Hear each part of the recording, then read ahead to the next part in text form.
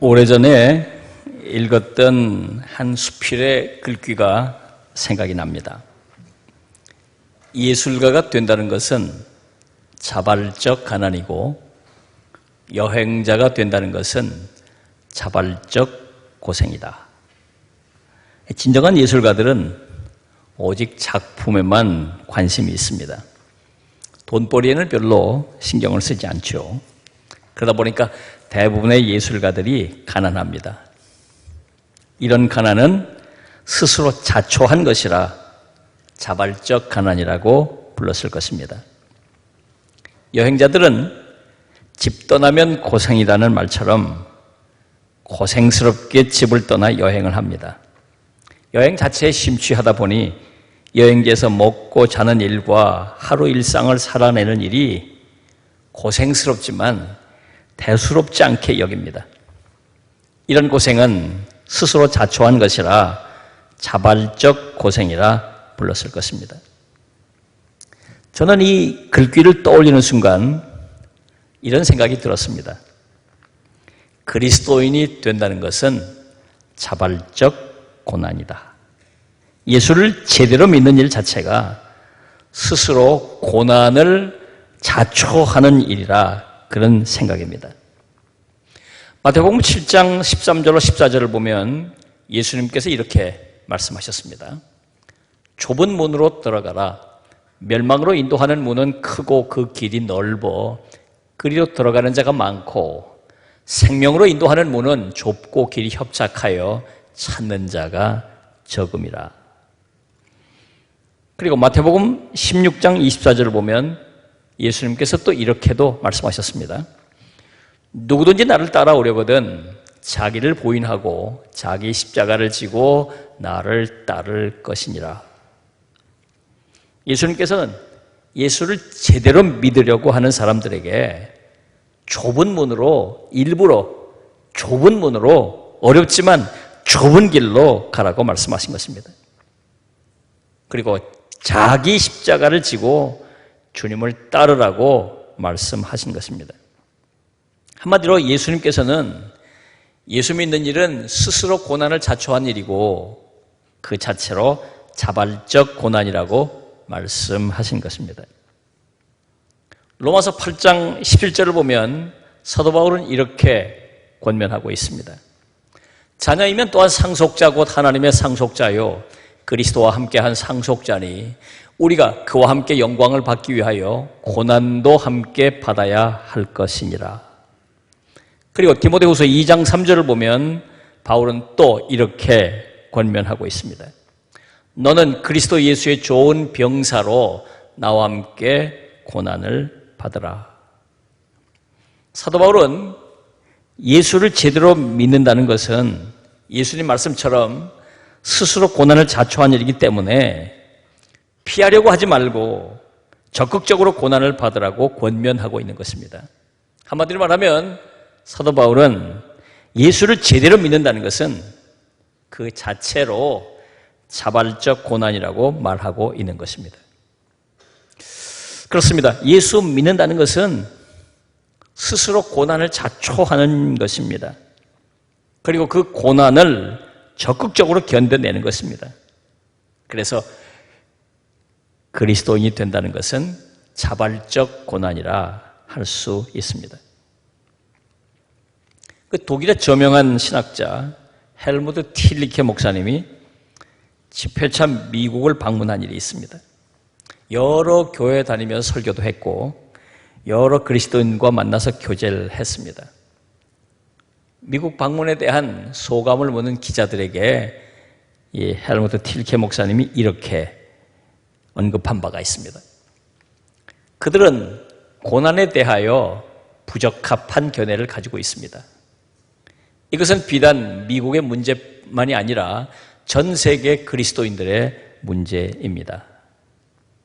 헬무트 틸리케 목사님은 미국 그리스도인들이 고난에 대해서 성경에 부적합한 견해를 가지고 있다고 지적한 것입니다.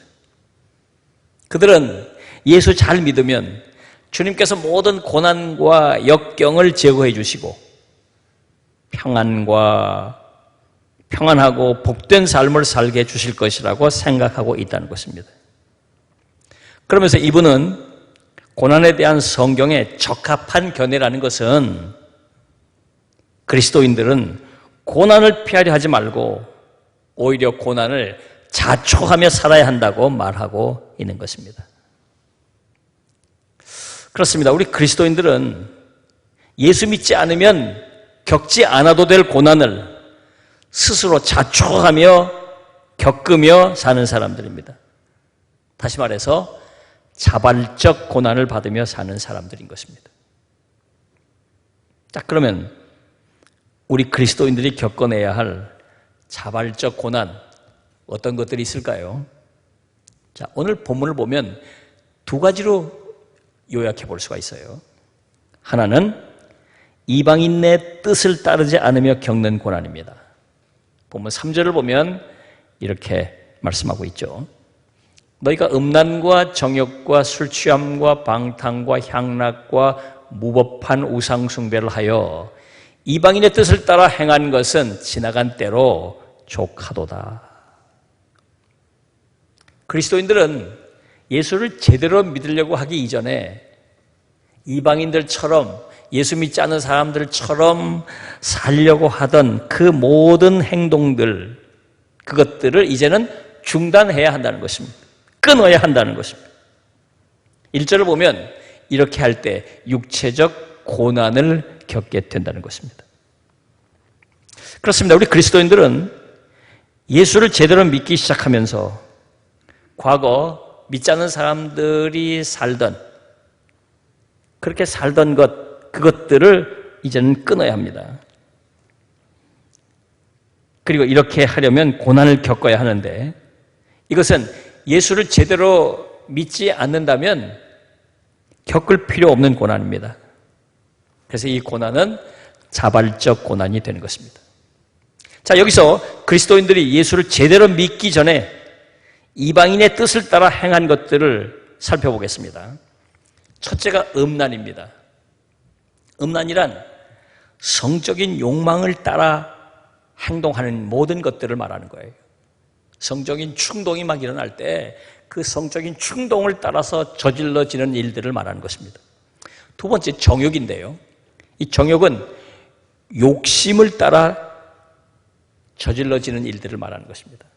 지나친 욕심이 막 생기죠. 그 욕심을 따라서 불필요한 것까지 가지고 싶고 뭘 해보고 싶고 가고 싶고 막 이런 욕심을 따라 행동하는 것들을 말하는 것입니다. 셋째가 술취함인데요. 이 술 취한 듯 행동하는 것을 말하는 것이에요.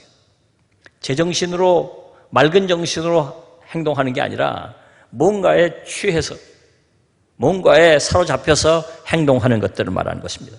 네 번째가 방탕인데 방탕은 일하지 않고 게으르게 늘어져 있는 것을 말하는 것입니다.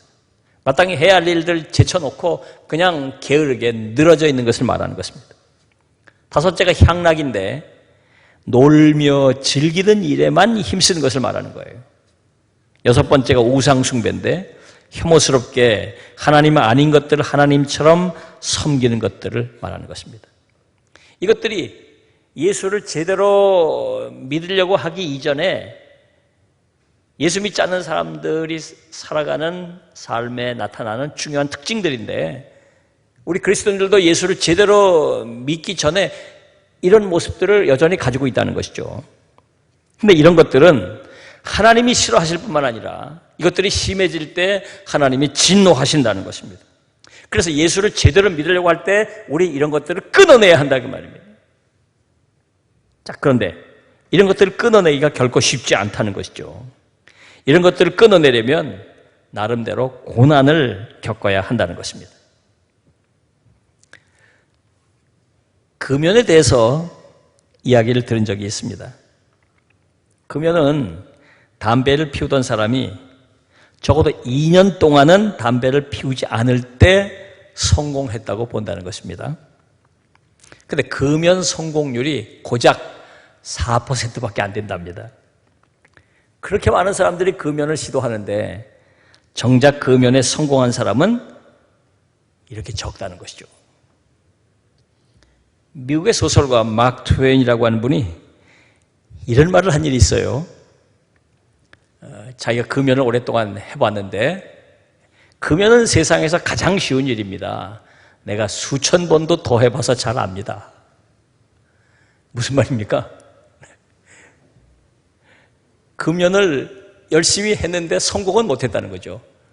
금연을 했다가 실패하고 또 했다가 실패하고 이걸 수천 번도 했다는 것 아닙니까?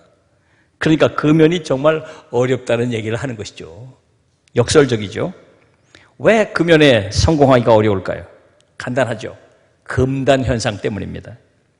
담배를 오래 피우던 사람이 담배를 끊게 되면 여러 가지 금단 현상이 생깁니다. 식욕이 없어진다든지 머리가 좀 아프다든지 잠이 잘 오지 않는다든지 무기력해진다든지 이런 것들이 일종의 고난이라고 할 수 있는 일들이지요.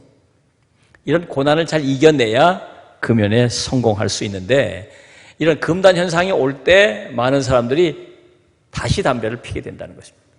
그래서 금연에 실패하게 되는 것이죠. 그렇습니다. 우리가 예수를 제대로 믿으려고 할 때 하나님께서 기뻐하지 않으신 일들을 끊어내야 하는데 그럴 때 일종의 금단 현상이 온다 그 말이에요. 영적인 금단 현상이 온다는 것입니다.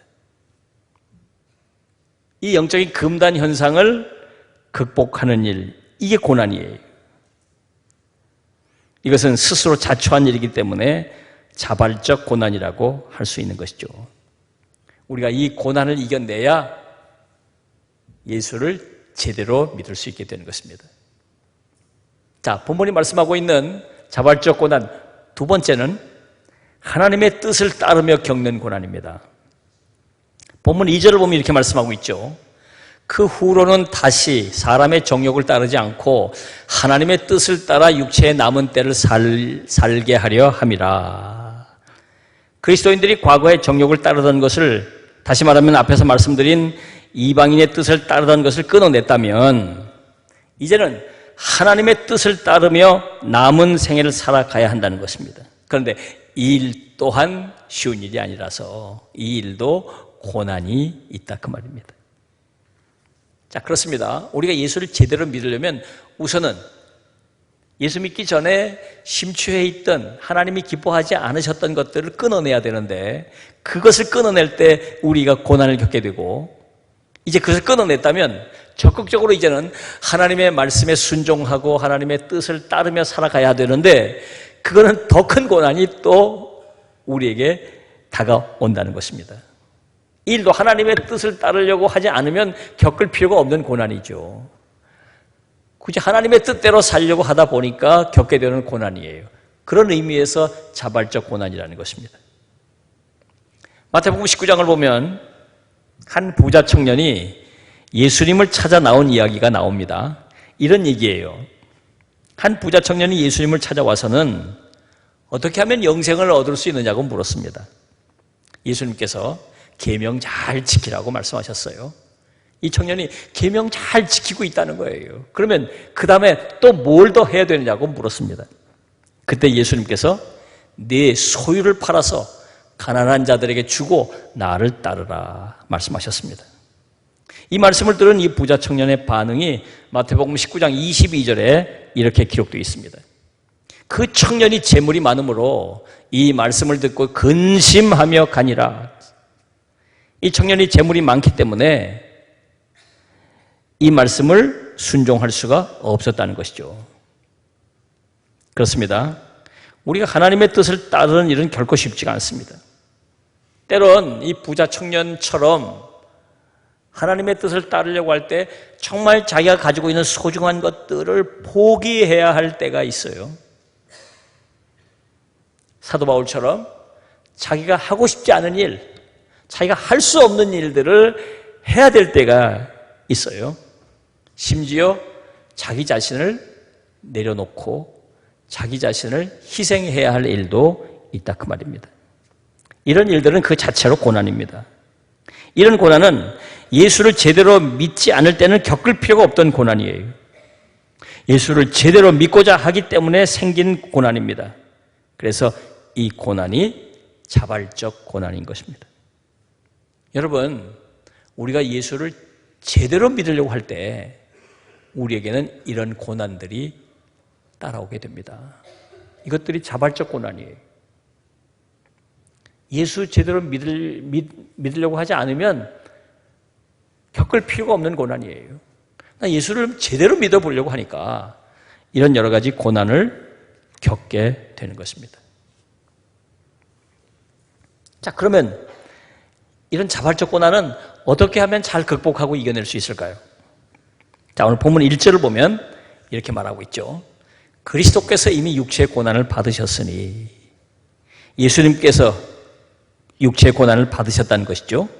그런데 예수님께서 당하신 이 고난이야말로 진정한 의미에서 자발적 고난입니다. 우리가 아는 대로 예수님께서는 이 세상에 오실 이유가 없는 분이에요. 이 세상에 오실 필요도 없고 이 세상에 오셔야 할 의무도 없는 분입니다. 그런데 우리를 사랑하시고 우리를 구원하시기 위해서 이 세상에 오셔서 고난당하시고 십자가에 달려 죽으셨지 않습니까? 그래서 예수님 당하신 이 고난이야말로 가장 대표적인 자발적 고난인 것입니다. 자, 그런데 사도 베드로는 오늘 본문 조금 앞에 부분에서 굉장히 중요한 말씀을 우리에게 가르쳐주고 있어요. 베드로전서 2장 21절입니다. 그리스도도 너희를 위하여 고난을 받으사 너희에게 본을 끼쳐 그 자취를 따라오게 하려 하셨느니라. 예수님께서 이렇게 자발적 고난을 당하신 목적이 또 하나 있다는 거예요. 이 고난을 받으신 이유가 우리를 사랑하셔서 우리를 구원해 내시려고 하는 목적도 또 하나 있지만, 그게 가장 중요한 목적이지만 또 다른 목적이 하나 있다는 겁니다. 그게 뭘까요? 자발적 고난을 겪으려고 하는 우리들에게 본이 되게 하시려고 한다는 거예요. 너희들도 이렇게 고난을 받으라. 이렇게 하면 고난을 이길 수 있다. 그걸 보여주시려고 했다는 것입니다. 그렇습니다. 우리가 자발적 고난을 극복하려면 예수님의 본을 따라야 합니다. 예수님께서 먼저 자발적 고난을 잘 받아내셨고 우리에게 모범을 보여주신 것이죠. 그 본을 잘 따르면 됩니다. 모창 가수가 있습니다. 유명 가수 흉내를 내며 노래를 직업으로 삼고 사는 사람들을 말하는 것입니다. 미국이나 해외에도 이런 모창 가수들이 많은데 우리나라에도 좀 있어요. 첫 번째 모창 가수로 손꼽을 수 있는 사람이 너훈아라고 알려진 고 김갑순 씨를 들 수 있습니다.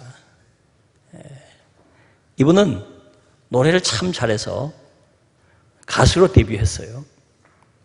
돈을 많이 들여가지고 앨범을 내고 또 가수 활동을 시작을 했는데 아무도 봐주질 않아요. 그래서 망했습니다. 돈만 다 날리고 정말 어디 불러주는 데도 없고 그래서 너무 힘들게 살았어요. 경제적으로 어렵기 때문에 노동을 하다가 심지어 노숙까지 하는 일이 저질러졌어요. 우연한 기회에 나훈아 씨 모창을 한번 했는데 사람들이 열광을 하는 거예요. 생긴 것도 좀 비슷한 데다가 너무너무 잘한다고 열광을 한 거예요. 자기 이름으로 자기 노래 부를 때는 아무도 봐주지 않다가 남의 노래, 나훈아 씨 노래를 부르니까 난린 거예요. 여기저기 오라 그래가지고 이 사람이 떴다니까요. 방송 출연도 하지, 야간 업소도 다니지, 돈도 많이 벌고 유명해졌어요. 그래서 아예 이름도 나훈아가 아니고 너훈아라고 이름을 바꿔가지고 아예 그 가수로 나서서 가수로 활동을 한 일이 있었습니다. 그러니까 이제는 이 사람은 자기 노래를 얼마나 잘하느냐 그건 관심이 없어요. 이제는 어떻게 하면 나훈아 씨 흉내를 잘 낼 건가, 그게 이 사람이 노래하는 주 관심사입니다. 그래서 이분이 어떻게 하면 나훈아처럼 노래를 잘할까, 나훈아 닮아 할까, 그래가지고 늘 나훈아를 생각하며 살았다는 겁니다. 그래서 이분은 고향이 부산이 아닌데 나훈아 씨처럼 평상시 말투도 부산 사투리를 하면서 살았다는 거예요. 나훈아 씨가 뭘 좋아하나, 나훈아 씨 취미가 뭔가, 나훈아 씨는 어떤 옷을 입고 다니는가, 늘 나훈아 생각만 하고 살았다는 거예요. 그래서 나훈아 묵상만 한 거지, 나훈아 묵상만. 그래서 가장 나훈아처럼 노래하는 사람으로 성공했다는 거 아닙니까? 저는 이분의 이야기를 들으면서 우리 그리스도인들에게 주는 중요한 메시지가 있다는 생각을 하게 됐어요. 이분이 나훈아 씨의 모창을 하듯이 우리는 예수님처럼 살려고 힘써야 한다는 것입니다. 주님의 은혜만 받으려고 하기보다는 주님처럼 살려고 해야 한다 그 말입니다. 예를 들어서 나훈아 씨 노래를 듣고 기분 좋고 위로받고 이렇게 용기를 얻고 즐겁고 그게 아니라 나훈아처럼 노래하려고 해야 한다 그 말입니다. 우리가 예수님께서 주시는 은혜를 받고 예수님께서 주시는 복을 누리지만 거기서 그쳐서는 안 되고 예수님 흉내를 내야 된다. 예수님처럼 살려고 해야 한다는 것입니다. 그래서 늘 우리는 예수님을 묵상해야 하고 예수님이 어떻게 하셨는지를 생각하고 따라가야 합니다. 많은 그리스도인들이 예수님께서 주시는 은혜를 사모하고 예수님을 좋아하고 주신 복을 누리려고는 하지만 정작 예수님이 어떻게 사셨는지 정작 예수님처럼 살려고 예수님을 묵상하는 사람들은 많지 않다 그 말입니다. 자, 본문 1절을 보면 이렇게 기록되어 있습니다. 너희도 같은 마음으로 갑옷을 삼으라. 자, 우리가 예수님을 닮으려고 할 때 이렇게 해야 된다는 거예요. 우선은 예수님이 품으셨던 마음, 그 같은 마음을 품으려고 해야 한다. 자발적 고난을 겪을 때 예수님께서 어떤 마음으로 그 고난을 대하셨는지, 어떤 마음으로 그 고난에 임하셨는지를 생각하며 그 주님의 마음을 품으려고 해야 한다는 것입니다. 사도 베드로는 베드로전서 2장 23절 본문 조금 앞에 부분에서 이렇게 기록해 놓고 있습니다. 욕을 당하시되 맞대어 욕하지 아니하시고 고난을 당하시되 위협하지 아니하시고 오직 공의로 심판하시는 이에게 부탁하시며. 자발적 고난을 겪을 때 원망하거나 불평하거나 욕하거나 고난을 가하는 그들을 맞서 싸우려고 하지 않았다는 것입니다. 그 고난을 그냥 달게 받았다는 겁니다. 그리고 그 사람에 대한 처분, 이 고난의 결과에 대한 모든 것들은 그냥 하나님께 맡겼다는 거예요. 예수님 십자가 지실 때 그랬죠. 얼마나 억울하셨습니까? 그러나 대꾸하지 않으셨어요. 원망하거나 불평하거나 욕하지 않으셨습니다. 다 달게 받으셨어요. 그리고 그 모든 결과는 아버지께 다 맡겼던 것입니다. 우리가 자발적 고난을 겪을 때 이런 주님의 마음을 품어야 한다 그 말이에요. 그리고 또 하나 여기 보면 갑옷을 삼으라. 그래서 갑옷을 삼으라. 여러분 갑옷은 누가 입는 옷입니까? 갑옷은 병사들이 전쟁할 때 입는 옷 아닙니까? 군인들이 군복 아니에요, 군복. 무슨 말을 의미하는 걸까요? 전쟁 상황이라고 말합니다. 전쟁 상황이라는 말이에요. 갑옷을 입는다는 것은 전쟁을 준비하는 것이잖아요. 무장을 하는 것을 말하는 것이잖아요. 그러니까 고난이 다가올 때 예수님의 마음으로 마음의 무장을 단단히 하라는 것입니다. 여러분 예수님께서 고난을 당하실 때 그냥 당하시지 않으셨어요. 기도하시고 고난을 당하셨다 그 말입니다. 마귀가 찾아와서 시험하기 전에 예수님께서는 40일 금식 기도를 하셨습니다. 십자가를 지시기 전에 겟세마네 동산에서 정말 간절한 마음으로 기도하셨습니다. 영적 무장을 단단히 하신 것이죠. 마음의 무장을 단단히 하신 것이죠. 그렇게 하고 그 고난을 이겨내셨던 것입니다. 여러분 우리도 마찬가지. 우리 힘으로는 그 고난을 이겨낼 수 없습니다. 우리 혼자는 그 자발적 고난을 이겨낼 수가 없어요. 우리가 정말 기도하면서 영적인 무장, 마음의 무장을 든든히 해야 합니다.